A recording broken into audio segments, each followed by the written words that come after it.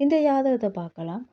ரிஷபத்தில் குரு, மிதுனத்தில் கேது, கடகத்தில் சனி, சிம்மத்தில் செவ்வாய், விருச்சிகத்தில் புதன் சூரியன், தனுசில் ராகு சுக்கிரன், மகரத்தில் சந்திரன். இங்கு குரு வக்கிரம்.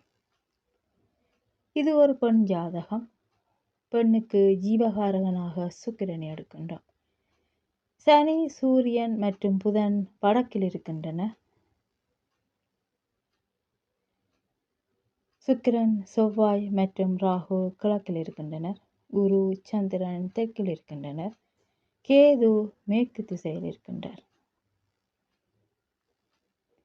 சனி, சூரியன் மற்றும் புதன் வடக்கில் இருக்கின்றன. அரசியலுடன் தொடர்புடைய ராஜநீதியின் கர்மாவை இது குறிக்கிறது. கல்வி கிரகம் புதன், சூரியன் மற்றும் சனி 2 எதிரிகளால் நிர்வகிக்கப்படுகிறது. இது அவரது கல்வியில் சிக்கல்களை உருவாக்கியது. குரு தெற்கு திசையோடு சம்பந்தப்படுகிறது. அங்கு சந்திரன் இருக்கின்றார். கல்வியில் தாமதமானாலும் அவர் தொடர்ந்து படித்து முடித்தார். சூரியன் தந்தையை குறிப்பவர். அவருடைய தந்தை அவரின் கல்விக்கு முழு ஒத்துழைப்பையும் வழங்கினார். இங்கு குரு வக்கிரமாக இருக்கின்றார். பின் ராசியான கிழக்கு ராசியோடு தொடர்படுகின்றார். செவ்வாய் மற்றும் ராகுவை அடுத்து சுக்கிரன் இருக்கின்றார். அவள் வாழ்க்கையில் பல இடையூறுகளையும் சிறைவாசத்தையும் சந்திக்க வேண்டியிருந்தது என்பதை இது உணர்த்துகிறது. இது இந்திரா காந்தி அம்மையாரின் ஜாதகம். இவர் பிடிவாத இயல்புடையவராக இருந்தார். அதிகாரமுடையவராக இருந்தார். அதாவது வளரும் போதே பிடிவாத இயல்புடையவராகவும் அதிகார தோரணம் என்று சொல்வோம் இல்லையா, அதிகாரமிக்க ஒரு பெண்ணாகவும் வளர்ந்து வந்தார். செவ்வாய், ராகு, சுக்கிரன் மற்றும் குரு இந்த கிரக அமைப்பு இவருக்கு அரசியல் சூழலை அமைத்து கொடுக்கிறது. செவ்வாய் ராகு இணைவு அவர் மீண்டும் மீண்டும் எதிரிகளை சந்திக்க வேண்டியிருந்தது. குரு மற்றும் சுக்கிரன் அரசியலில் உயரடுக்கு வட்டத்தை குறிக்கிறது. இந்த 2 வகுப்புகளும், அதாவது குரூப் என்று சொல்லும், இந்த 2 பிரிவுகளும் எதிர்காலத்தில் இவருக்கு எதிராக வேலை செய்ய தொடங்கின.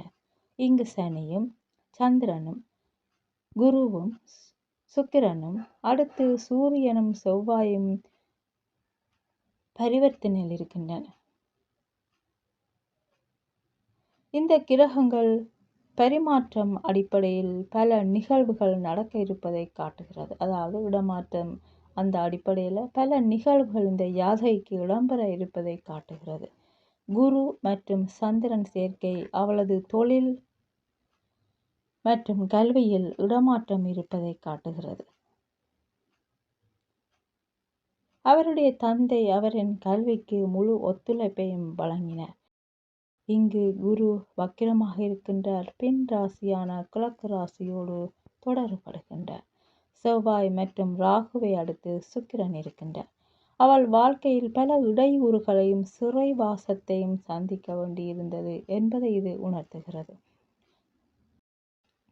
குரு சந்திரனுக்கு 2இல் கேது இருப்பது அவருக்கு அபரிவிதமான தெய்வீக சிந்தனையையும் உள்ளுணர்வு சக்தியையும் அளித்தது. கோச்சாரத்தில் சனி, செவ்வாய், குரு ரிஷபராசியில் உள்ள குரு மீது போகும்போது ஜாதகத்தில் செவ்வாய் கணவரை குறிப்பவர். சூரியனும் செவ்வாயும் இங்கு பரிவர்த்தனை. இங்கு சூரியன் புதனோடும் தொடர்படுகிறார். சூரியன் நெருப்பு, புதன் நண்பன், கலப்பு மதம். அதாவது ஒரு பார்சி மத பரிமாற்றம் காரணமாக இந்த நாளில் 26/3/1942 திருமணம் நடக்கிறது. ஒரு பெண்ணின் ஜாதகத்தில் கோச்சாரத்தில் சனி மற்றும் குரு ஜாதகத்தில் உள்ள செவ்வாய் சுக்கிரனோடு தொடர்படும் போது அந்த காலகட்டத்தில் திருமணம் நடக்கும். 20/8/1944 முதலாவது குழந்தை பிறக்கின்றது. அதாவது ராஜீவ் காந்தி பிறக்கின்றார். சிம்மத்தின் நாயகன் சூரியன். அங்கு செவ்வாய் இருக்கின்றார். அவர் மீது குரு போகும்போது அங்குள்ள செவ்வாய் விருச்சிகத்துக்கு வருகின்றார். சிம்மத்துக்கு சூரியன் செல்கின்றார். இந்த சூரியனோடும் குரு தொடர்படுகின்றார். கோச்சார சூரியனும் ஜாதகத்தில் உள்ள சனியோடு தொடர்படுகின்றார். ஜாதகத்தில் உள்ள குருவை நேருக்கு நேராக சூரியன் தொடர்பு கொள்கிறார். வக்கிரம் மூலம் செவ்வாயோடும் குரு தொடர்புபடுகின்றார். சஞ்சயகாந்தி பிறக்கும் போது இருந்த கோச்சார நிலை பார்த்தீர்களே ஆனால்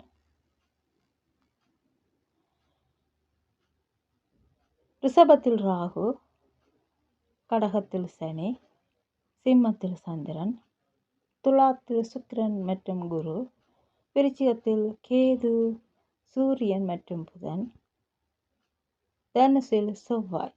அதாவது சஞ்சயகாந்தி பிறக்கும் போது இந்த கிரக நிலைகள் இவ்வாறு இருக்கின்றது. பிறந்த கால குருவை, அதாவது ஜாதகத்தில் இருக்கின்ற குருவை கோச்சார சூரியன் புதன் விருச்சிகத்திலிருந்து நேருக்கு நேர் தொடர்பு கொள்கின்றார். இந்திராகாந்தி அம்மையாரின் ஜாதகத்தோடு சஞ்சயகாந்தி பிறக்கும் போது இருந்த ஜாதக கோச்சார அமைப்பு காட்டப்படுகிறது.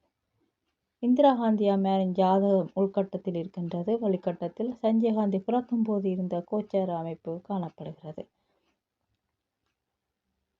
பிறந்த கால ஜாதகத்தில் இருக்கின்ற குருவை கோச்சார சூரியன் புதன் விருச்சிகத்தில் இருந்து நேருக்கு நேர் தொடர்பு கொள்கின்றன. பிறந்த கால சனியின் மீது கோச்சார சனி பயணிக்கின்றது. அதே நேரம் இந்த சனி, அதாவது கோச்சார சனி வக்கிரமாக இருக்கின்றார். பிறந்த கால குருவும் வக்கிரம். இருவரும் வக்கிர நிலையில் தொடர்படுகின்றனர். அதே போன்று கோச்சார குருவும் பிறப்பு ஜாதக வக்கிர குருவும் நேருக்கு நேர் தொடர்படுகின்றன. வக்கிர குரு கோச்சார குரு சுக்கிரனோடு தொடர்படுகின்றார். அதற்கடுத்து சூரியன் புதனோடு தொடர்படுகின்றார். சூரியன் செவ்வாய் இங்கு இடம் மாறி இருக்கின்றனர். வக்கிர குரு சிம்மத்தோடு துலாத்தோடு தொடர்படுகின்றார். ஜாதகத்தில் உள்ள குரு 7ஆம் தொடர்பாக விருச்சிகத்தில் உள்ள சூரியன் புதனோடு தொடர்படுகின்றார்.